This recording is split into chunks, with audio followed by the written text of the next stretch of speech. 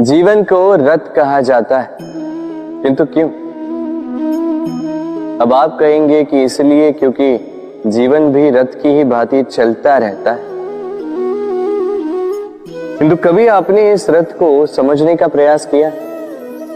रथ में आगे अश्व होते हैं और पीछे पहिए। ये अश्व आपके कर्म और ये पहिए कर्मफल। ये अश्व जहां जाते हैं, ये पहिए उसी के पीछे पीछे आते हैं। यदि आपके अश्व यानी आपके कर्म शुभ सरल मार्ग पर चले तो आपकी यात्रा आनंदमयी होगी। यदि दुष्कर्म के बुरे पथ पर चलें तो आपकी यात्रा गड्ढों और झटकों से युक्त होगी। अब चयन आपका है, आप क्या चाहते हैं? आपकी यात्रा आनंदमयी हो या पीड़ादायी? अपने कर्मों के अश्वों को नियंत्रण में रखें। फल का पहिया सदैव आपको मधुर रास ही देगा। राधे राधे। बताइए श्रेष्ठ कौन? रेशम के धागे बनाने वाला या उन धागों को बुनकर वस्त्र बनाने वाला? निश्चित रूप से वस्त्र बनाने वाला। अब बताइए श्रेष्ठ क्या है? माटी को पूरे तट पर बिखेर कर रख देने वाली बाढ़ या उस माटी को समेट कर उसी से एक मूर्ति बनाने वाला मूर्तिकार? निश्चित रूप से मूर्तिकार। अब बताइए श्रेष्ठ कौन है? देवताओं और दानवों का वो दल जिन्हें अमृत प्राप्ति के लिए इस संसार में हलाहल फैला दिया, या वो महादेव जिन्होंने इस हलाहल को सूक्ष्म करके अपने कंठ में समाहित कर लिया? निश्चित रूप से महादेव श्रेष्ठ।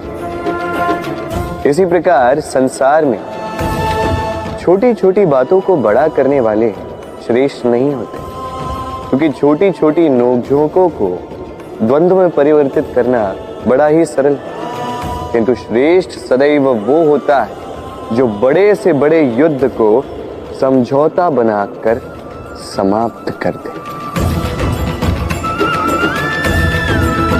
राधे राधे। संसार में सबसे कठिन कार्य क्या है?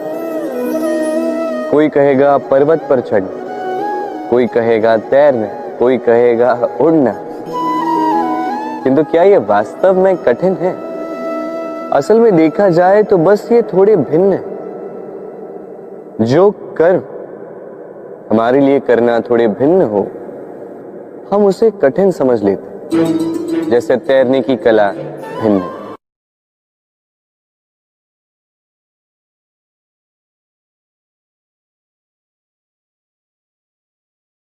बड़े ही परिश्रम से इसे बनाती हैं, अपने शरीर के रस से इसे बुनती हैं। क्या आप इसका उद्देश्य जानते हैं? आखिर मकड़ी इन जालों में नन्ही कीटों को फंसाकर उन्हें अपना भोजन बना लेती है। और क्या आप ये बात जानते हैं कि एक दिन मकड़ी इन्हीं जालों में फंसकर मृत्यु को प्राप्त हो जाती है? बताइए क्या करते हैं आप इन जालों के साथ? दिखते ही हटा देते हैं इनका अस्तित्व, है ना? दूसरी ओर चिड़िया का घोंसला। चिड़िया भी बड़े परिश्रम से इसे बनाती है, किंतु यदि चिड़िया इसे छोड़कर चली भी जाए, उसके पश्चात भी लोग इसका विनाश नहीं करते। कारण क्या? कारण यह है कि इसका निर्माण जीवन के संचयन के लिए किया गया था, आखेट के लिए नहीं। स्मरण रखिएगा,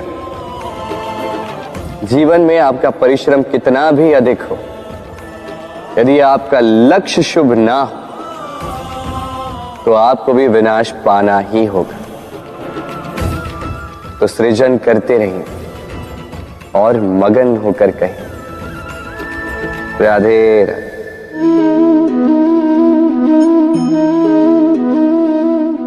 आपके विचार से मैं क्या कर रहा हूं?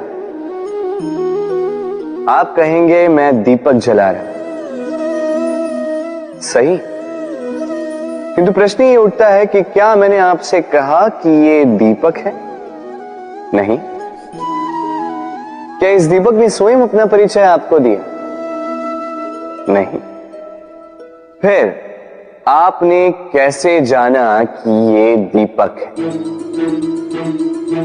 उत्तर है प्रकाश, जो स्वयं जल कर अंधकार में संसार को राह दिखाए, वो दीपक है। जो निराशा में आशा की ज्योत दिखाए, वो दीपक है। दूसरी ओर सर्प है, जो दिखे नहीं, बस फुफकार दे तो लोग भयभीत हो जाते हैं।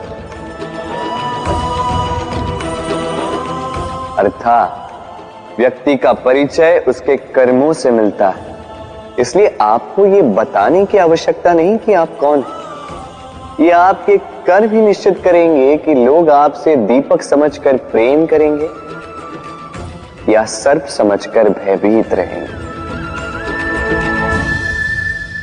राधे राधे। समय कितना विचित्र होता है। समय हमारे साथ हो तो हम स्वयं को राजा मान लेते हैं। वही समय यदि विरुद्ध हो जाए तो रंक बनने में समय नहीं लगता। इसलिए मनुष्य की एक आदत होती है, बुरे समय के लिए कुछ बचा कर रखता है। संबंधी, मित्र बुरे समय में साथ छोड़ देते हैं। यश, मान बुरे समय में चला जाता है। तो व्यक्ति सोचता है क्यों ना धन संचय कर। धन का तो कोई मन नहीं होता जो समय आने पर बदल जाए। संसार कहता है कि धन का संचयन करते रहो, बुरे समय में काम आएगा। मैं कहता हूं शुभ कर्म करते रहो, आनंदित रहो, स्वयं पर और ईश्वर पर विश्वास रखो, बुरा समय कभी आएगा ही नहीं। राधे राधे। प्रकृति ने मनुष्य को एक विशेष शक्ति दी है, अन्य जीवों से अधिक शक्ति दी, स्मरण शक्ति। यही शक्ति मनुष्य को अन्य जीवों से भिन्न बनाती, इतिहास लिखने की प्रेरणा देती, ज्ञान को पीढ़ी दर पीढ़ी आगे भी बढ़ाती। और जो भूल जाते हैं अधिकतर रूप से वो उपहास और दया के पात्र बन जाते हैं। परंतु क्या यही पूर्णतः सत्य है? नहीं। यही स्मरण शक्ति मनुष्य के विकास में सबसे बड़ी बाधा भी बन जाती है, उसके चित्त को दूषित कर देती है। बुरे अनुभव, किसी का दिया गया धोखा, किसी का किया गया कटाक्ष मनुष्य भुला नहीं पाता और फिर लग जाता है प्रतिकार में। पहले समय नष्ट करता है प्रतिकार की तैयारी में, फिर समय नष्ट करता है प्रतिकार का अवसर ढूंढने में। यदि संतोष पाना है, यदि जीवन में आनंद पाना है, तो स्मरण शक्ति का सदुपयोग कीजिए। अपनी स्मरण शक्ति को केंद्रित कीजिए केवल अच्छी बातों और अच्छी यादों की ओर। जीवन में प्रसन्नता आए। राधे राधे। मनुष्य अपने परिवार के लिए क्या कुछ नहीं करता, दिन रात परिश्रम करता है ताकि अपने परिवार की आवश्यकता पूर्ति के लिए धन कमा सके। परंतु क्या केवल धन कमाना पर्याप्त है? आप कहेंगे हाँ, क्यों नहीं। धन से सब कुछ मिलता है, विद्या मिलती है, घर मिलता है, औषधि मिलती है, क्या कुछ नहीं मिलता। ये सब एक सीमा तक ठीक है, किंतु तनिक मन से सोच के देखिए, जब बालक रोगी होता है तो वो उस कड़वी औषधि को क्यों पी लेता? इसलिए क्योंकि उसके पिता ने उस औषधि को धन से खरीदा नहीं, बल्कि इसलिए क्योंकि उसके सामने खड़ा उसका पिता, उसे उन पर विश्वास है। विश्वास है कि वो उसे कुछ नहीं होने देंगे। ये विश्वास, ये संस्कार, ये सीख कभी धन से नहीं मिलती। ये मिलती है उस समय से जो माता पिता ने अपने संतान के साथ बिताया। इसलिए जीवन में धन अवश्य कमाई, किंतु अपने परिवार को भी समय दीजिए, प्रसन्नता मिलेगी। राधे राधे। मुझे बताइए, इस दीवार को तोड़ने का क्या लाभ है? यदि किसी संबंध में संदेह घर कर लेता है तो आए दिन शत्रुता की स्थिति बनी रहती। कल कोई और कारण बन सकता है इस दीवार के पुनः बनने का। तो क्या पुनः इस दीवार को बनाएंगे काका? संबंध की पवित्रता वैसी होनी चाहिए जैसे एक माता और संतान के प्रेम में होती है, निश्चल, निर्दोष, कि बात केवल रूठने मनाने तक ही सीमित रहे।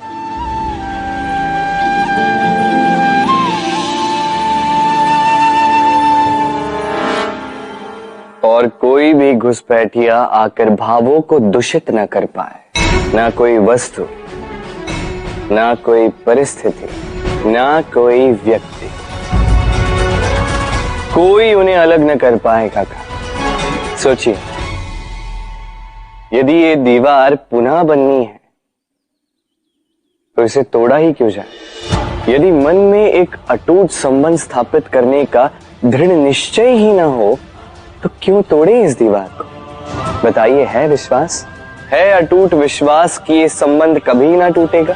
यदि है तो तोड़ दीजिए इस दीवार को, अन्यथा पति पत्नी का संबंध सबसे बड़ा संबंध माना जाता है और है भी। सप्तपदी लेकर 7 जन्मों तक दोनों एक दूसरे के साथ जुड़ जाते हैं, एक दूसरे के अर्धांग बन जाते हैं। अर्धांग अर्थात अर्ध अंग। क्या इसका महत्व आप समझ पा रहे हैं? अपना समस्त जीवन किसी के साथ बांटना। किंतु क्या संसार के सारे पति पत्नी एक दूसरे के साथ अपना समस्त जीवन बांट सकते हैं? क्या इसमें सभी सक्षम रह पाए हैं? अपना जीवन किसी और के साथ बांटने के लिए सबसे महत्वपूर्ण बात है स्वीकृति, स्वीकार करना। सामने वाले व्यक्ति को स्वीकार करना, उसकी अच्छाइयां भी, उसकी बुराइयां भी। संपूर्णतः रूप से व्यक्ति को स्वीकार करना होगा, तभी ये संबंध बढ़ेगा, तभी ये संबंध और भी सुंदर बनेगा। एक दूसरे के दोष ढूंढना, उन्हें गिनाना, ये केवल और केवल एक ही कार्य करता है, इस संबंध के जीवन का नाश करता है। बस बदले में होना ये चाहिए, एक दूसरे के दोष समझकर उन्हें आभास करवाए बिना उन्हें सुधार देना चाहिए, उनकी कमियों को उनकी शक्ति बना देनी चाहिए।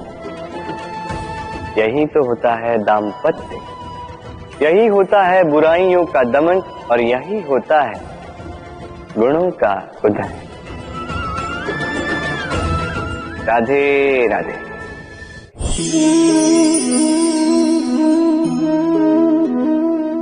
कंकड़ इतना छोटा सा कि उंगली पर आ जाए, किंतु सोचिए यदि यही कंकड़ आंख में लग जाए तो कितनी बड़ी समस्या बन जाता है। अब सोचिए ये कंकड़ आपके मार्ग में है, आप पादुकाएं पहनकर बड़ी सरलता से आगे निकल जा सकते हैं, किंतु यदि यही कंकड़ आपके पांव और पादुकाओं के बीच फंस जाए तो आप ठीक से चल नहीं पाएंगे, भले ही वो मार्ग पुष्पों से भरा क्यों ना हो। अर्थात आप बाहर की समस्याओं से, उन चुनौतियों से लड़ सकते हैं, भीतर की नहीं। भीतर की समस्याओं से लड़ना अत्यंत कठिन होता है, इसलिए सर्वप्रथम आप भीतर से शक्तिशाली हो जाइए, भीतर से पूर्ण हो जाइए, फिर आप इस संसार के समस्त समस्याओं और चुनौतियों से लड़ सकते हैं, आप विजयी हो सकते हैं। राधे राधे। प्रेम, ये प्रेम इस संसार में किसे नहीं भाता। हर किसी ने प्रेम का अनुभव किया ही। हर कोई जानता है ये प्रेम कितना सुंदर है, क्यों ना? ये प्रेम भाव इस संसार में सबसे शक्तिशाली भाव। अब हर शक्ति के साथ आते हैं कुछ उत्तरदायित्व। अब जैसे ही ये उत्तरदायित्व हमारे जीवन में आते हैं, हम सर्वप्रथम प्रेम को भूल जाते हैं। फिर हमें ये प्रेम, ये बोझ लगने लगता है। किंतु इस संसार का सत्य तो यही, हर प्रसन्नता के साथ उत्तरदायित्व आएंगे जिसका पालन हमें करना ही होगा। अब यदि मैं आपको उदाहरण दूं, आपके बगीचे में आप चाहते हैं कि एक सुंदर सा पुष्पों से भरा हुआ वृक्ष आए, तो सर्वप्रथम उसके लिए आपको जल और धूप का आयोजन करना होगा। उसके जड़ों पर दीमक ना लगे, ये आपको सुनिश्चित करना होगा। उसके आसपास उगी खरपतवार, वो आपको हटानी होगी। उसी के पश्चात तो आपके उस बगीचे में वो सुंदर पुष्पों से भरा वृक्ष आएगा। क्यों? इसी प्रकार होता है प्रेम भी। सर्वप्रथम आपको इसमें समर्पण का खाद जल डालना होगा। अविश्वास और संदेह, इसकी खरपतवार आपको हटानी होगी और विश्वास की ये जड़ें कभी ना दुर्बल पड़े, ये आपको सुनिश्चित करना होगा। उसी के पश्चात प्रेम का वास्तविक सुख आप अनुभव कर पाएंगे। राधे राधे। प्रेम, प्रेम क्या है सभी जानते हैं। सामान्य रूप से ये प्रेम आकर्षण से प्रारंभ होता है और इसमें कुछ भी बुरा नहीं है। महत्वपूर्ण बात यह है कि इस प्रेम का लक्ष्य क्या है। जिससे आपने प्रेम किया उसे पा लेना या ना पाने के कारण स्वयं को विचलित कर इस संसार से मुख मोड़ लेना। यदि कोई इन दोनों विकल्पों में से कोई एक चुनता है तो आपको बता दो, ये दोनों ही प्रेम का अंत है। प्रेम का असली अर्थ है समर्पण, संपूर्ण निस्वार्थ समर्पण। ऐसा प्रेम जिसमें जिनसे आपने प्रेम किया उसको पाने की प्रसन्नता आपका लक्ष्य नहीं है। जिनसे आपने प्रेम किया उसे प्रसन्न करना आपका लक्ष्य हो। ये प्रेम ईश्वर है। किंतु यदि इस प्रेम में पूर्णतः समर्पित नहीं होंगे तो इस प्रेम में एक आकार नहीं हो पाओगे। किंतु यदि इस प्रेम में स्वयं को पूर्णतः समर्पित कर दिया तो समझो इसी प्रेम में आप ईश्वर पाओगे। राधे राधे। सम्मान, संबंध दोनों एक दूसरे के साथ ऐसे जुड़े हैं जैसे दीपक और बाती। ना कोई कम है ना कोई अधिक, दोनों का अधिकार समान होना चाहिए। जैसे पति पत्नी का संबंध। अब इसमें पति का अर्थ स्वामी नहीं, साथी। उसका कर्तव्य है साथ देना, आदेश देना नहीं। और ये संबंध सहकार से बनता है, अधिकार से नहीं। हाथ बढ़ाने से बढ़ता है, उंगली उठाने से नहीं। यदि इस संबंध में एक दूसरे का मान रखोगे, एक दूसरे का सम्मान करोगे, तभी ये संबंध बढ़ेगा, तभी ये संबंध अभिमान योग्य बनेगा। राधे राधे। सूर्य की किरणें कितनी दिव्य होती हैं ना। प्रतीत ही नहीं होता कि ये सूर्य रात्र भर अंधकार से जूझ रहा था। ये सूर्य प्रतिदिन उदित होता है, ये भुलाकर कि पिछली सांझ में ये डूब गया था, फिर से उदित होता है, सारे संसार को प्रकाश देता है। यही अंतर है हम में और सूर्य में। सूर्य बीती को बिसार कर आगे बढ़ता है, हम प्रतिदिन भोर में उठते हैं, वही पुरानी बातों को साथ लेकर चलते हैं, उसी कड़वाहट में स्वयं को लपेट लेते हैं। अब यही बीती बातों की श्रृंखला हमें जीवन में आगे बढ़ने ही नहीं देती। देखिए, यही जीवन है। भूल सबसे होती है, अपयश सबको मिलता है, सबकी यात्रा में असफलता लिखी है, सभी बुरे दिन देखते हैं। किंतु इन सारी बातों को भुलाकर जब जीवन में आगे बढ़ोगे, तभी तो इस संसार में, इस आकाश में सूर्य बनकर चमकोगे, तभी तो इस संसार को प्रकाश दोगे। इसलिए प्रतिदिन जागिए, एक नए जन्म के साथ, एक नए उत्साह के साथ, एक नए लक्ष्य के साथ,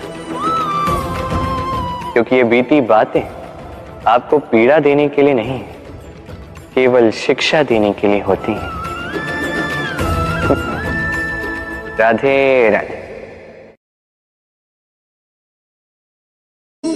नवरात्रि का पर्व आरंभ हो चुका है और ये पर्व अत्यंत भव्य है, क्योंकि ये पर्व जगत माता से जुड़ा है। मां कितना छोटा सा शब्द है, किंतु ठीक से देखो तो समस्त संसार इसी शब्द में समा है।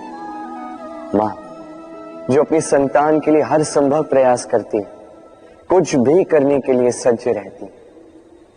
मां जिसका सबसे बड़ा गुण निश्चलता, मन में ना कोई पूर्वाग्रह, ना कोई भेदभाव, ना कोई छल कपट, और इतनी भोली होती है मां।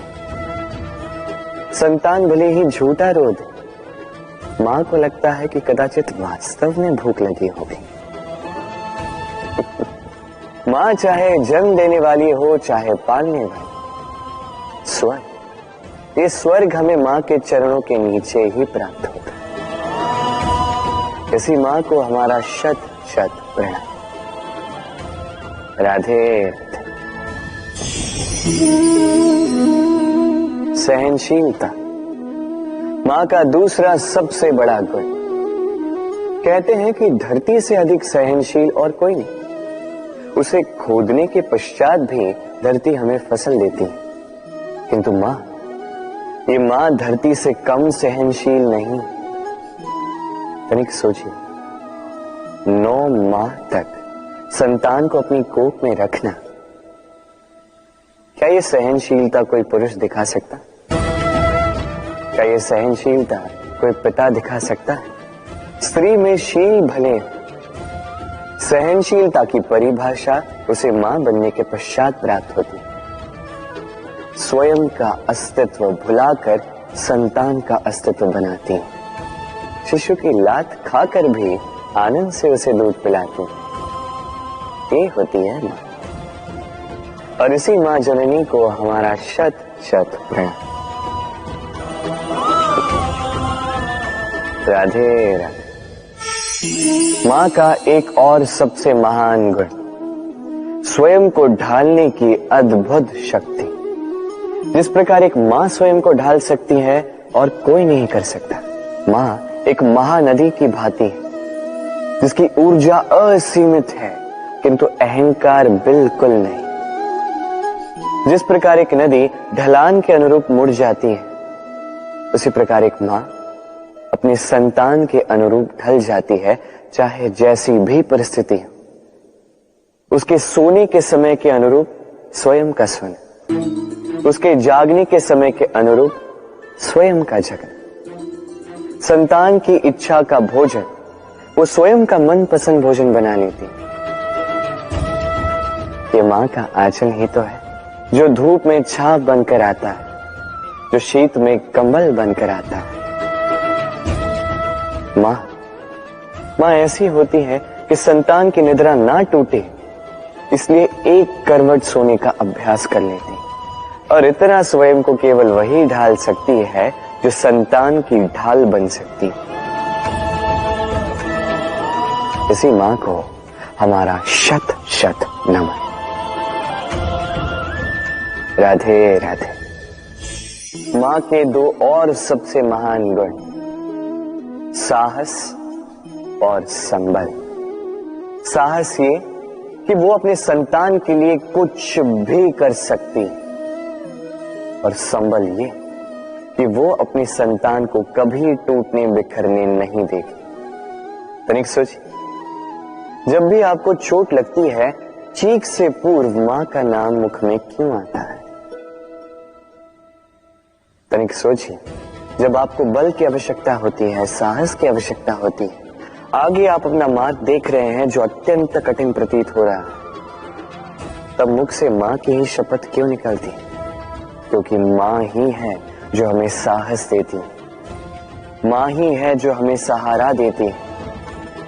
मां जानती है कैसे हमारी उंगली पकड़ के हमें चलना सिखाना है। मां ये भी जानती है कि कैसे कान पकड़ के हमें उचित मार्ग पर लाना है। इसी साहसी मां को हमारा शत शत नमन। राधे राधे। कभी आपने सुना है, हिरणी सिंह से बचने के स्थान पर उससे जाके लड़ पड़ी। हिरणी ने सिंह पर आक्रमण कर दिया। कभी सुना है? कभी नहीं। किंतु ऐसा हो सकता है, ऐसा होता भी है, और ये होता तब है जब हिरणी के शावक संकट में हो। जब उन्हें सिंह से प्राणों का संकट हो, तब हिरणी भी आके सिंह से लड़ पड़ती है, उससे भिड़ पड़ती है, क्योंकि वो मां है और मां अपनी संतान के लिए कुछ भी कर सकती है। ये ममता है, ये जितनी कोमल हो सकती है उतनी ही कठोर भी हो सकती है, और अपनी संतान के हित के लिए वो क्रोध की पराकाष्ठा पार करते हुए अपनी संतान की सुरक्षा करके ही रहेगी। और इसीलिए तो मां संतान के जीवन की सबसे बड़ी ढाल कहलाती है। इसी मां को हमारा शत शत नमन। राधे राधे। करुणा, करुणा वो भाव है जिससे संसार के सारे भाव जन्म लेते हैं, और ये समस्त संसार ये मां से जन्म लेता है। मां वो व्यक्ति है जो करुणा का सागर है। संतान को देखकर ही समझ जाती है कि उसकी विडंबना क्या है, उसकी आवश्यकता क्या है। संतान के नेत्रों में यदि अश्रु दिखे, वो देखकर ही समझ जाती है कि उसके शरीर के कौन से भाग में उसे चोट लगी है। संतान के बिना कहे मां समझ जाती है कि आज भोजन में संतान क्या खाएगी। ये होती है मां। मां करुणा का सबसे बड़ा रूप है। और आज के युग में मनुष्य जो है, थोड़ा भी आगे क्यों ना निकल जाए, मां को तो पीछे ही छोड़ देता है, मां को भूल ही जाता है। ये भूल आप कभी ना करें, कभी ना करें, क्योंकि मां वो करुणा है तो यदि आपके जीवन से चली गई, उसके पश्चात आप जीवन अवश्य जिएंगे, किंतु कभी जीवन जी नहीं पाएंगे। उसके पश्चात आपके जीवन से आपका ये मूल्य, आपके जीवन से करुणा का ये भाव, ये भी आप खो दोगे। आपकी मां सबसे अधिक महत्वपूर्ण है। यदि मां को खो दिया तो समझ लीजिए सब कुछ खो दिया। इसलिए मां को सदैव स्मरण रखिए, सदैव उसे प्रेम दीजिए, और मेरे साथ कहिए राधे राधे। आज विजयदशमी, वो दिन है जब श्री राम ने रावण का वध किया। वो दिन है जब श्री राम ने लंका पर विजय प्राप्त की। लोग कहते हैं कि ये अच्छाई की बुराई पर विजय का प्रतीक है। इसे देखने का एक और रूप भी है। जी हां, ये प्रेम के विजय का भी प्रतीक है, ये परिवार के विजय का भी प्रतीक है। आपको तो ज्ञात होगा ही कि रावण महाज्ञानी था, महाशक्तिशाली था, महादेव का परम भक्त था रावण। अब जो व्यक्ति कैलाश पर्वत उठा सकता था, वो व्यक्ति स्वयं एक कटे हुए वृक्ष की भांति श्री राम के चरणों में गिरा हुआ था। क्यों? क्योंकि राम के साथ लक्ष्मण था, वही रावण के साथ विभीषण भी नहीं था। एक और परिवार में बढ़ता प्रेम था, तो दूसरी ओर परिवार में बढ़ती दरार। स्मरण रखिए, यदि संसार पर विजय प्राप्त करनी है तो सर्वप्रथम परिवार में प्रेम बनाए रखना होगा। परिवार में केवल प्रेम बढ़ाइए, द्वेष कभी नहीं।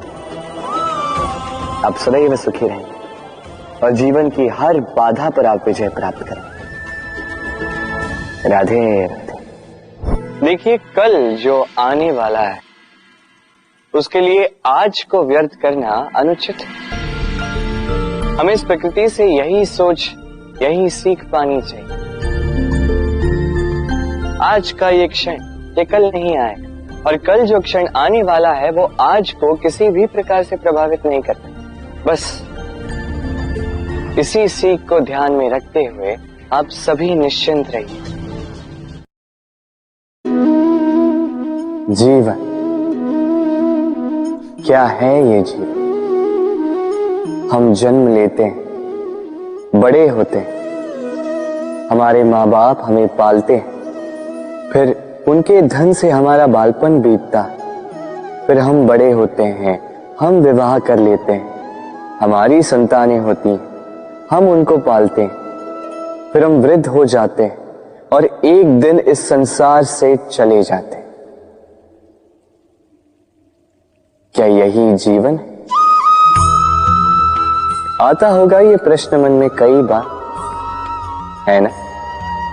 अब तनिक जल की यात्रा देखिए। सागर से भाप बनकर उठता है, मेघ बनकर बरसता है, फिर नदी बनकर पुनः सागर में समावेश करता है। तो कभी ये प्रश्न नहीं करता कि उसका जीवन क्या है, उसका उद्देश्य क्या है। हर भाव जीता है और दूसरों के लिए जितना बन सके देता जाता। जब सागर में होता है तो असंख्य जल जीवों को जीवन देता है। जब सागर से भाप बनकर मेघ बनता है तो किसानों को आशा देता है कि फसल पुनः उपजेगी। जब वर्षा बनकर बरसता है तो इस सूखी प्यासी धरा को सींचता है, और जब नदी में होता है तो किनारों पर वनस्पतियों को जन्म देता है।